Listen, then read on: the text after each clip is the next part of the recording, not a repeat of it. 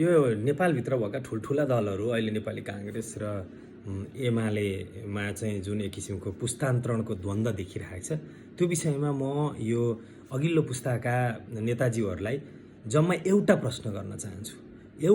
गर्न चाहन्छु र तपाईँले त्यो एउटा प्रश्न चाहिँ तपाईँको घरमा गएर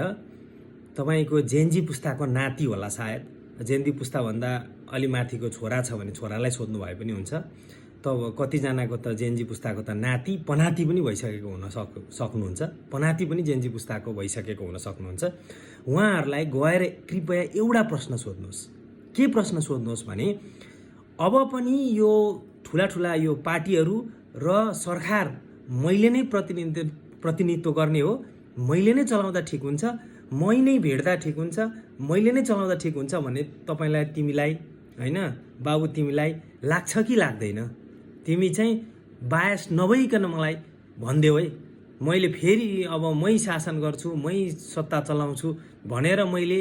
अहिले दाबी गर्न मिल्छ कि मिल्दैन होला, मैले गर्दा ठिक हुन्छ कि हुँदैन होला भनेर तपाईँको घरभित्रै गएर, बाहिरका मान्छेहरूले त बायस्ड भए भन्ने लाग्न सक्छ तपाईँहरूलाई, घरभित्रै गएर एकचोटि तपाईँको छोरालाई, नातिलाई, पनाति, तपाईँहरूको त पनाति पनि भइसक्यो होला, 27-28 वर्षको हुन पनि सक्छ, जेनजी पुस्ताको भइसकेका हुनसक्छ, उहाँहरूलाई गएर एकचोटि सोध्नुहोस् कि मैले नै अब पनि नेतृत्व लिने हो या होइन। उहाँहरूले जे भन्नुहुन्छ त्यसपछि आएर तपाईँहरूले त्यही गर्नु होला।